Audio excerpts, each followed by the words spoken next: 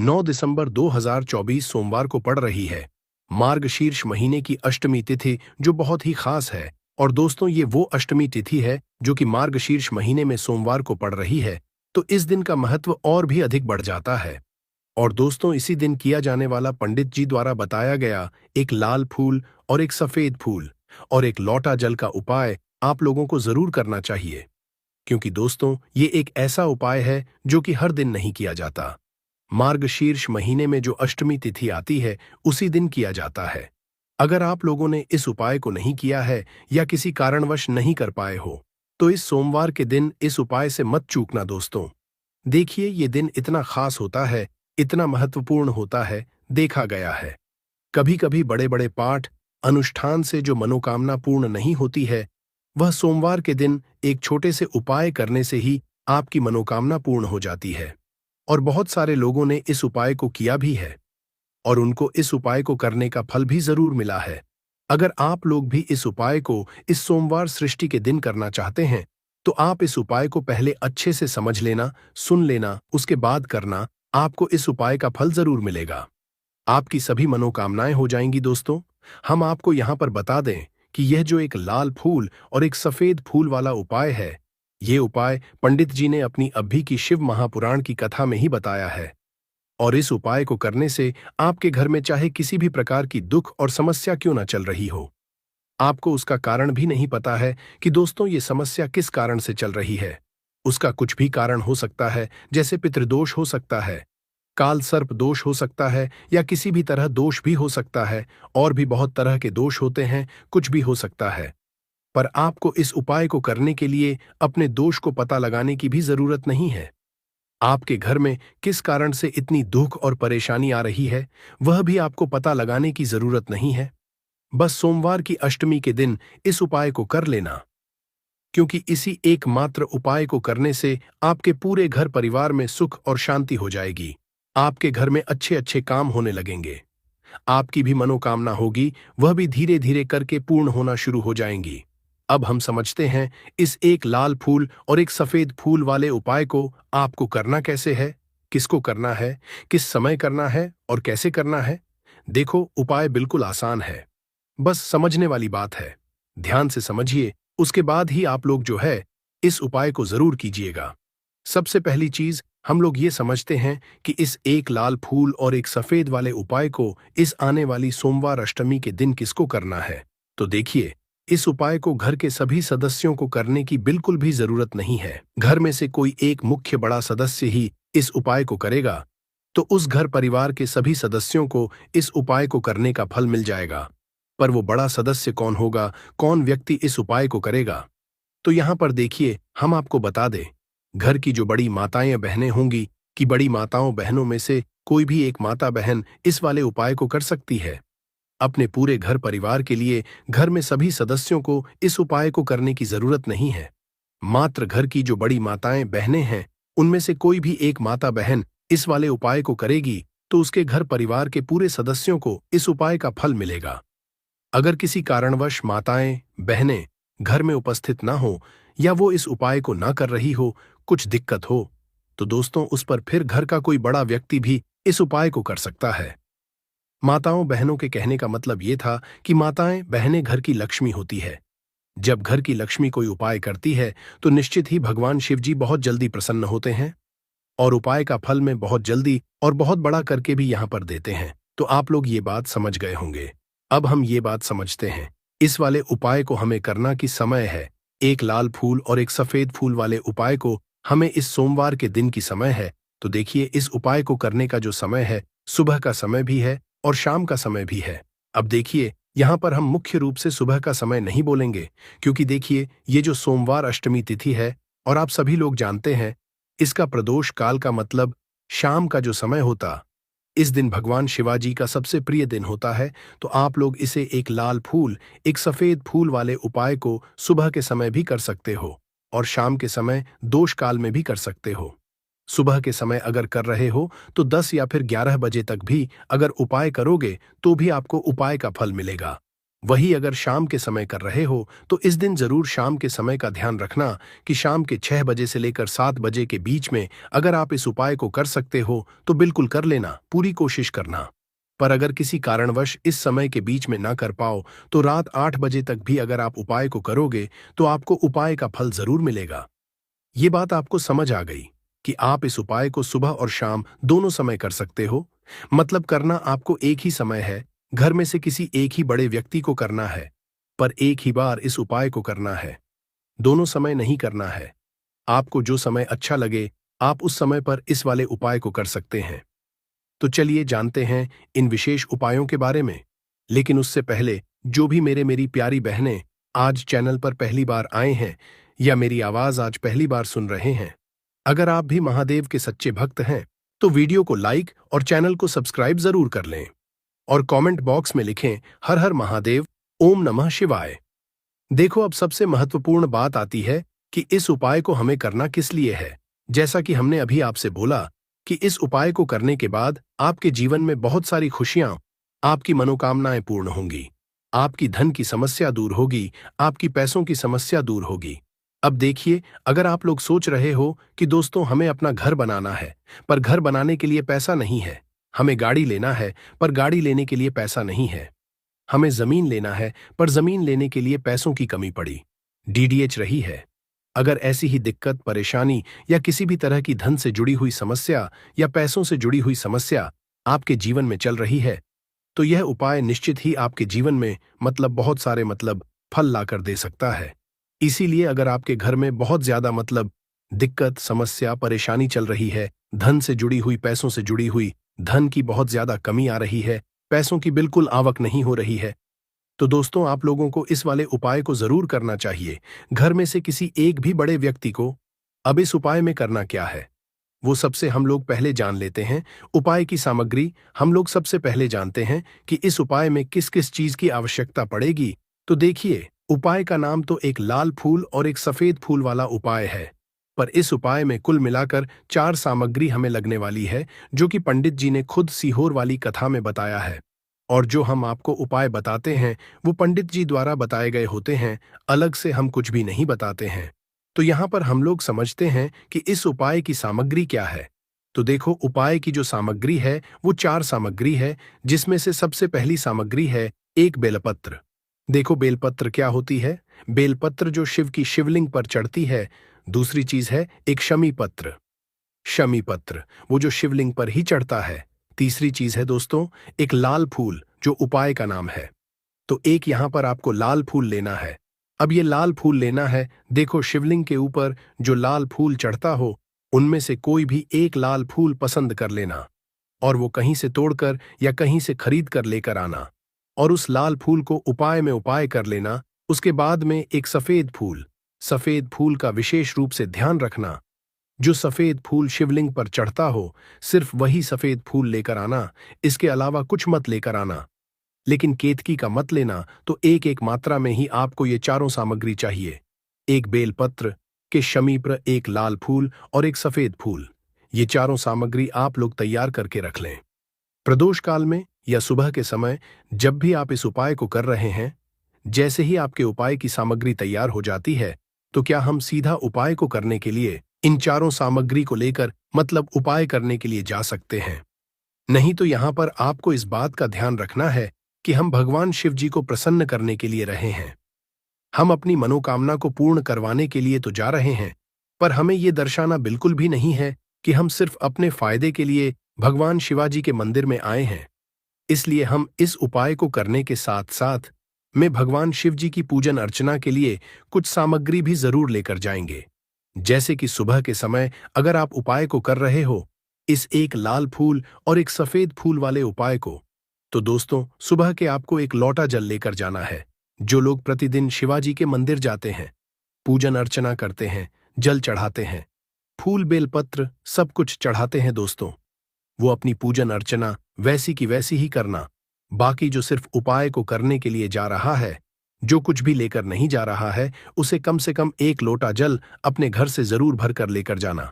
अगर आप उपाय को कर रहे हो, क्योंकि इस वाले उपाय को आप भगवान शिवाजी अर्चना करने के बाद ही करना। वहीं अगर बात करें शाम के समय की, अगर कोई व्यक्ति शाम के समय प्रदोष काल में इस वाले उपाय को कर रहा है, तो दोस्तों आपको मात्र एक घी का दीपक तैयार करना है। ये बात हम हमेशा बोलते हैं। शाम के समय प्रदोष काल में कोई कर रहे हो, ना तो दीपक का विशेष महत्व होता है। दिन का प्रदोष काल में जो भी व्यक्ति दीपक जलाता, भगवान शिव जी के मंदिर में, दोस्तों उसके जीवन से सारी दुख और परेशानियां दूर होती हैं। तो दोस्तों इस दिन दीपक का विशेष रूप से ध्यान रखना आप लोग। अगर आप इस उपाय को शाम के समय प्रदोष काल में कर रहे हो, ये जो दीपक आप लोग लोगे, ये आटे का लोगे। जो आटा आप घुंदोगे उसके अंदर कुछ भी मत डालना, मात्र सादा आटा लगाकर उसे तैयार कर लेना और एक मीडियम साइज का दीपक तैयार कर लेना। वो दीपक ना ज्यादा छोटा हो ना ज्यादा बड़ा हो। उसके बाद में दीपक आपका तैयार हो जाए तो इसके अंदर जो बत्ती रखोगे वो गोल बत्ती रखोगे। देखो, गोल बत्ती भी दो तरह की, एक बाजार की और एक घर वाली। तो कोशिश करना अपने घर में जो रुई रखी हुई है उस रुई से आप लोग एक गोल बत्ती अपने ही हाथों से बनाओ। उपाय का फल अच्छा मिलता है। भगवान शिव जी जल्दी प्रसन्न होते हैं। जब हम किसी भी उपाय को अपने हाथों से परिश्रम करके तैयार करते हैं तो आपको उस दीपक के अंदर एक गोल बत्ती रख देनी है। इसके अंदर जो चीज आप लोग डालोगे वो डालोगे, लोगे वो डालोगे। शुद्ध देसी का घी, इस बात का विशेष रूप से ध्यान रखना, क्योंकि भगवान शिवाजी का सबसे प्रिय दिन और प्रिय समय पर हम लोग इस वाले उपाय को कर रहे हैं। तो थोड़ा सा शुद्ध देसी गाय का घी इतना डालना कि वो दीपक कुछ समय तक चल सके। ना बाजार वाला मिलावटी घी डालना, ना भैंस का घी डालना। शुद्ध देसी गाय का घी आपको ढूंढने में थोड़ी मेहनत लगेगी और महंगा भी मिलेगा, पर गाय के घी से भगवान शिव जी प्रसन्न होते हैं। हुए उसी शुद्ध देशी गाय की घी से घर में बरकत भी बनी रहती है और हमारे घर में सुख शांति भी बनी रहती है। इसलिए इस शुद्ध देशी गाय का घी को अपने घर में हमेशा रखा करो। वो भगवान शिव जी के कार्यों में भी उपयोग में आता है और उपायों में भी हम लोग उपाय कर सकते हैं। तो यहाँ पर आपकी सारी तैयारियां हो चुकी है। उपाय को करते समय शुद्धता का विशेष रूप से ध्यान रखिएगा। सुबह कर रहे हो तो दोस्तों सुबह तो आपको करना ही करना है। बाकी शाम को कर रहे हो तो शाम को मात्र हाथ मुंह धोकर भी आप लोग इस वाले उपाय को कर सकते हो। कोई दिक्कत वाली बात नहीं है दोस्तों। उपाय की पूरी सामग्री तैयार करके और पूजन सामग्री लेकर आपको भगवान शिव जी के मंदिर पहुंचना है, जो आपके घर के पास में हो, जहां पर शिवलिंग विराजित हो, शिवालय हो, वहां पर आप लोगों को पहुंचना है। और जैसे ही आप भगवान शिव जी के मंदिर में पहुंचते हो, वहां जाकर ही उपाय शुरू नहीं करना है। पहले आपको भगवान शिव जी की पूजन करना है। पूजन अर्चना कैसे करोगे? सुबह के समय गए हो तो एक लोटा जल वगैरह जो भी पूजन सामग्री लेकर गए हो, उससे पहले पूजन सामग्री आप लोग पूजन भगवान शिवाजी की कर लो। जो व्यक्ति सिर्फ एक लोटा जल लेकर गए हैं वो शिवाजी की शिवलिंग पर मात्र एक लोटा जल एक धारा से धीरे धीरे करके चढ़ा लो। अपनी पूजन अर्चना आप लोग जो है पूरी कर लो। पहले उसी के बाद अगर आप शाम के समय कर रहे हो तो पहले जाकर बैठना है। भगवान शिवाजी के शिवलिंग के पास में आप जो दीपक तैयार करके लेकर आए हो उस दीपक को पहले जलाना है। ये जो दीपक आप लोग जलाओगे ना, ये किसी और की माचिस से मत जलाना।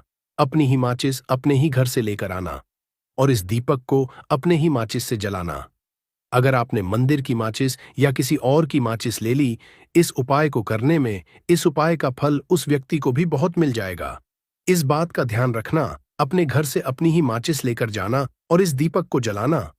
दीपक को जलाने के बाद भगवान शिवाजी की शिवलिंग के पास में रख देना। शिवलिंग के इतना पास में मत रखना कि भगवान शिवजी को आंच लगे। थोड़ी सी दूरी बनाकर ही जो है इस दीपक को शिवलिंग के पास में आप लोग रख दीजिएगा।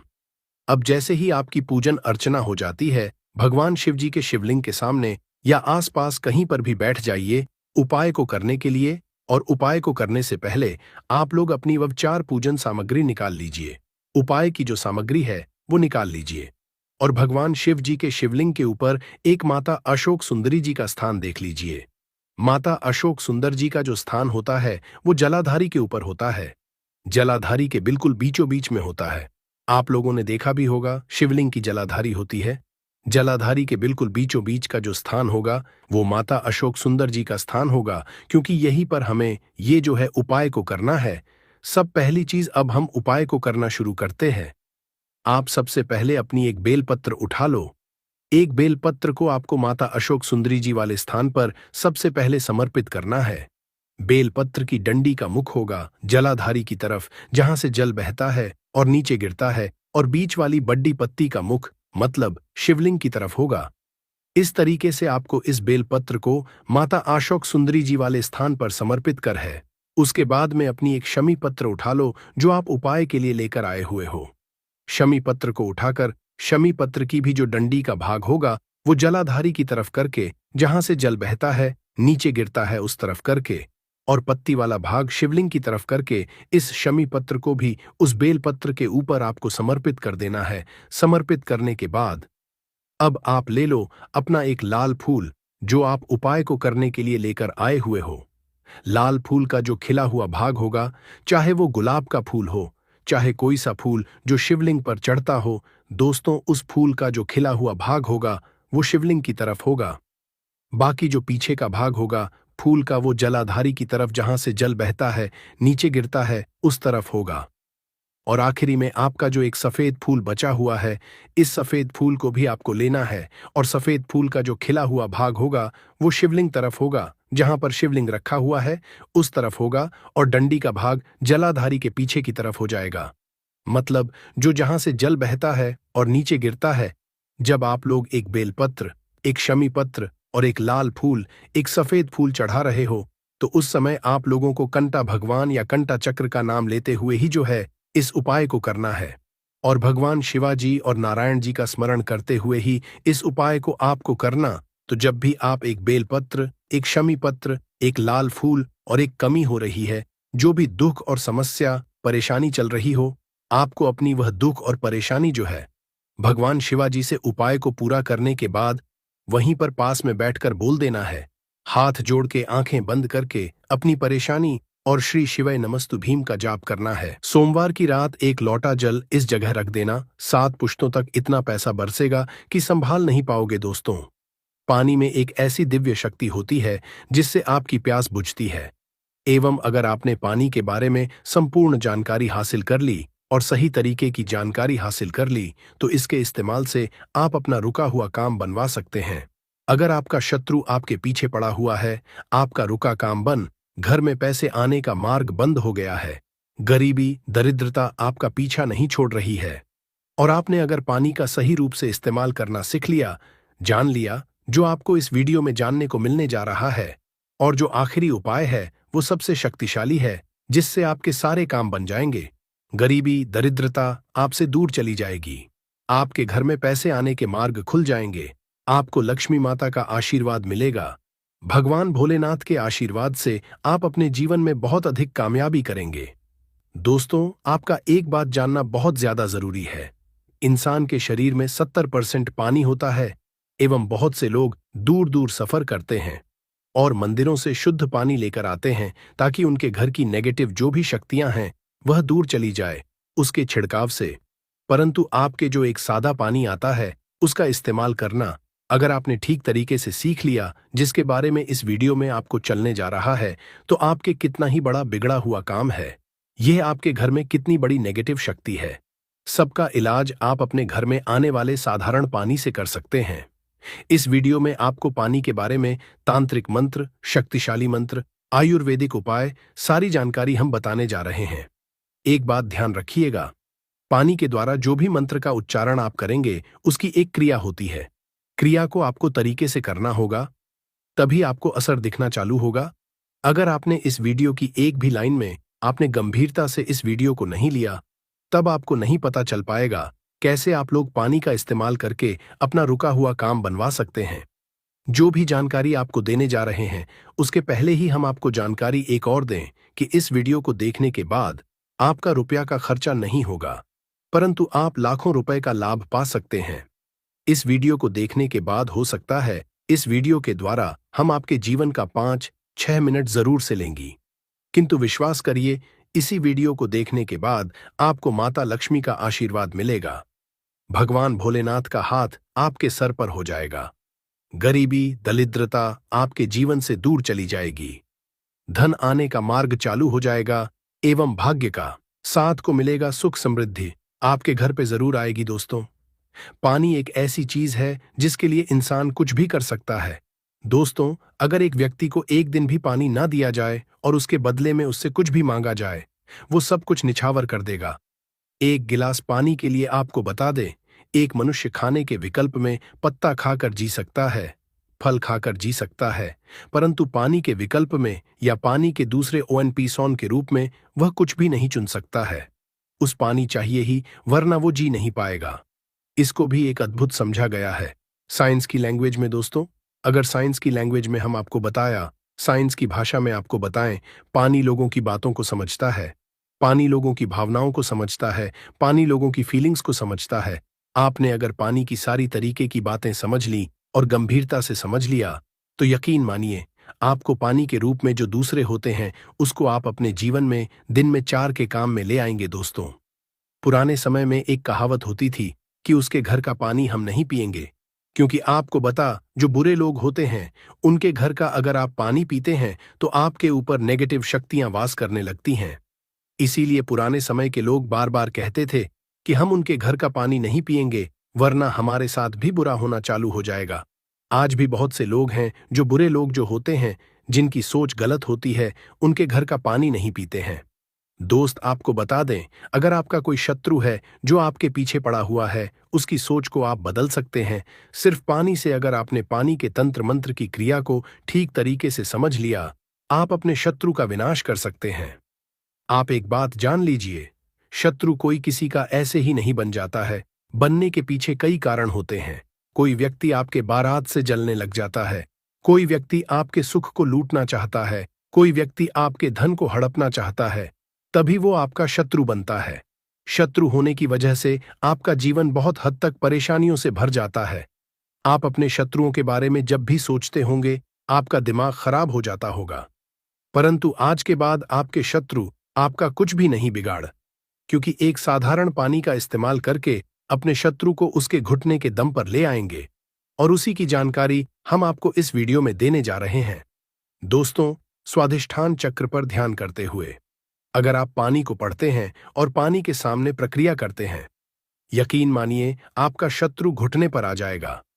स्वाधिष्ठान चक्र बहुत आसान होता है, परंतु इसके विकल्प में आपको कोई रास्ता और नहीं मिलेगा। ये आसान से क्रिया है। स्वाधिष्ठान चक्र का इस्तेमाल करके आप अपने शत्रु के जीवन को बर्बाद कर सकते हैं, इसलिए बहुत ध्यानपूर्वक सुनिएगा। जो भी जानकारी दोस्तों, आपका शत्रु सदैव यही चाहेगा कि आप बर्बाद हो जाएं, आपके जीवन सुख, समृद्धि और भाग्य के साथ चला जाए, और वो किसी न किसी तरीके से आपको नुकसान पहुंचाने बारे में रातों दिन सोचता होगा। परंतु स्वाधिष्ठान चक्र का इस्तेमाल करते हुए आप अपने शत्रु को बर्बाद कर सकते हैं। हमारे कहने का मतलब सीधा सीधा ये है, स्वाधिष्ठान चक्र उन्हीं लोगों के लिए बना हुआ है जो सच्चे लोग होते हैं, जो लोग किसी का बुरा नहीं चाहते हैं। परंतु बदले में अगर कोई व्यक्ति उस सच्चे मनुष्य का नुकसान करना चाहता है, तो स्वाधिष्ठान चक्र उस व्यक्ति का नुकसान देता है जिसकी सोच गलत है, जिसकी सोच नेगेटिव है। चक्र का इस्तेमाल कैसे करना है, चलिए आपको ध्यानपूर्वक बताते हैं। बहुत ध्यान से आप सुनिएगा जो हम आपको बताने जा रहे हैं। परंतु उससे पहले आप अगर चाहते हैं कि शिव भगवान का आशीर्वाद मिले, तो कमेंट बॉक्स में एक बार जरूर लिखिएगा, हर हर महादेव। दोस्तों, वीडियो लाइक करना मत भूलिएगा और चैनल सब्सक्राइब कर लीजिएगा। अगर आप इस तरीके के हर तंत्र मंत्र की विद्या के बारे में जानना चाहते हैं, तो कमेंट बॉक्स में एक बार जरूर देखिए। अब आप कम समय नष्ट न करते हुए आपको सरल भाषा में बता दें। स्वाधिष्ठान चक्र का अगर आपको उपाय करना है और आप चाहते हैं कि आपका शत्रु बर्बाद हो जाए, तो आपको एक तांबे का गिलास लेना होगा। ध्यान रखिएगा, स्टील और कांच का गिलास मत लीजिएगा। ये चेतावनी है, वरना स्वाधिष्ठान चक्र का जो प्रकोप होगा वो आप पर भी आ सकता है। अगर आपके पास तांबे का गिलास नहीं है और आप मिट्टी के गिलास का कर सकते हैं, तो ये बहुत अच्छा विकल्प है। आपको कुछ भी नहीं करना है, आपको इस गिलास को लेना है, इसमें पानी पूरी तरह से भर लेना है, इसमें अपनी को देखना है। ध्यान रखिएगा, जब स्वाधिष्ठान चक्र का आप लोग ध्यान लगा रहे हो, आपके पैर में चप्पल ना हो, आप नंगे पांव जमीन पर खड़े हो, मतलब धरती से आपका पांव छूना चाहिए, धरती से आपका पांव कनेक्ट होना चाहिए। स्वाधिष्ठान चक्र आधे घंटे तक स्मरण करना होगा, बोलना। ये प्रक्रिया सिर्फ आपको 7 दिन करनी है, सुबह और शाम। सुबह 7 बजे से पहले, शाम को 7 बजे के बाद। ये क्रिया अगर आपने कर ली, आधे घंटे तक आपको करना है। ये 7 दिन तक आप यकीन मानिए, जो आपका शत्रु वो आपके नाम से भी डरने लग जाएगा। अगर वो आपके बारे में गलत करने के लिए प्रयास करेगा, उसकी बर्बादी चालू हो जाएगी। आपको बता दें, आपका आपके बारे में सोच सोच के घबराना चालू हो जाएगा। वो आप जब भी देखिएगा अपना रास्ता बदल लेगा। स्वाधिष्ठान चक्र हिंदू पुराणों के हिसाब से शत्रुओं के लिए सबसे खतरनाक चक्र समझा गया है। स्वाधिष्ठान चक्र का उपाय बहुत सावधानी पूर्वक आप लोग करिएगा दोस्तों। ध्यान रखिएगा, तांबे के लोटे और मिट्टी का जो भी गिलास होता है उसी में आप लोग इस ध्यान लगाएगा। स्वाधिष्ठान चक्र का उपाय करके आप अपने शत्रु को पूरी तरह से बर्बाद कर सकते हैं। सबसे पहले आप लोग एक बात जान लीजिए कि बहुत से लोग ऐसे होते हैं जो ये सोचते हैं कि स्वाधिष्ठान चक्र का इस्तेमाल करके हमने नेक आदमी का जीवन बर्बाद कर सकते हैं। तो आपको बता दें, स्वाधिष्ठान चक्र कभी भी ऐसा नहीं करता कि किसी भी नेक जीवन को बर्बाद करे। स्वाधिष्ठान चक्र सिर्फ बना हुआ है शत्रु की बर्बादी के लिए, नेगेटिव ताकतों को रोकने के लिए। इसीलिए अगर आप लोग चक्र का इसलिए इस्तेमाल कर ना रहे होंगे, क्या आप एक भले इंसान का जीवन बर्बाद कर दें, तो ध्यान रखिएगा, वो कभी भी ऐसा नहीं करेगा। परंतु अगर कोई भी इंसान आपके पीछे पड़ा होगा, आपको बर्बाद करना चाहता होगा, तो स्वाधिष्ठान चक्र उसकी बर्बादी कर देगा। दोस्तों, अब आपको जो हम बताने जा रहे हैं वो बहुत ध्यानपूर्वक सुनिएगा, क्योंकि अगर आप लोग कर्जे से परेशान चल रहे हैं, आपके घर में पैसे स्रोत बंद हो गया है, आप लोग बहुत ज्यादा तंग आ चुके हैं, कैसे आप अपने आगे बढ़ाया जाए, तो इसके लिए आपको एक मंत्र का जाप करना होगा, जिसके बारे में अब आपको हम बताने जा रहे हैं। दोस्तों, आपको बता दें कि अगर आप लोग अपने जीवन में बहुत ज्यादा परेशान हो चुके हैं, गरीबी से, दरिद्रता से, आपका व्यापार नहीं चल रहा है, पैसे आने का रास्ता बंद हो गया है, तो इसके लिए जो मंत्र का जाप करना होगा वो होता है बीज मंत्र का जाप करके आप अपने जीवन में चुंबक की तरह को हुए देखेंगे। आप अपने जीवन से दरिद्रता, गरीबी को जाते हुए देखेंगे। भगवान भोले माता लक्ष्मी का आशीर्वाद आते हुए देखेंगे। आपका जीवन सुख और समृद्धि से भर जाएगा। जैसा हमने आपको पहले वाले मंत्रों में बता ही दिया था कि जो भी पहली क्रिया थी, उस क्रिया के अंतर्गत आपको पहले 7 बजे से पहले उन मंत्रों का जाप करना था। परंतु इस मंत्र में सब कुछ उल्टा है। इसमें 7 बजे के पहले ना 7 बजे के बाद का जाप करना है। श्रीमिज मंत्र जो होता है, इसका जाप करने के लिए आपको एक क्रिया अलग तरीके की अपनानी होगी। मतलब जितनी बार आप पानी पिएंगे उतनी बार आपको श्रीनिबीज का जाप करना होगा, वो भी 2 मिनट आपको करना होगा। आपके मन में ये सवाल जरूर आ रहा होगा कि बाहर हम कैसे इसका जाप कर सकते हैं, इसलिए हम इसका विकल्प बताने जा रहे हैं, और शरीन बीज का काम कैसे होता है वो बताने जा रहे हैं। इसलिए वीडियो बहुत ध्यान से देखिएगा और कतई भी स्किप या मिस ना कीजिएगा। आपको बता दें, मंत्र जो होता है वह ऐसा मंत्र होता है जो सीधे सीधे बाबा भोलेनाथ के लिए आप लोग जपते हैं। जरेनिया और बाबा भोलेनाथ का आशीर्वाद मिलता है, माता लक्ष्मी का भी इसमें आशीर्वाद आपको मिलता है, इसीलिए धन के रास्ते खुल जाते हैं। श्रीमिस मात्र अगर आप पानी पीते वक्त हर बार नहीं बोल सकते, तो आपको इसके लिए एक अलग विकल्प, जिसके लिए आपको लाल गुलाब ये होगा। इस लाल गुलाब को आप किसी भी एक गिलास के बोतल में डाल दीजिए, मतलब एक गिलास के पानी में डाल दीजिए, और अपने हाथ में पकड़ के बिना चप्पल होके आपको आधे घंटे तक का जाप करना होगा। अब आपको करना यह है, किसी एक बड़ी बोतल में या किसी एक जग में पानी भर लीजिए, और उसी में ये जो आपने शीम वाला पानी तैयार किया है इसको पलट लीजिए। इसको पलट और पूरे दिन इस पानी का इस्तेमाल कीजिए।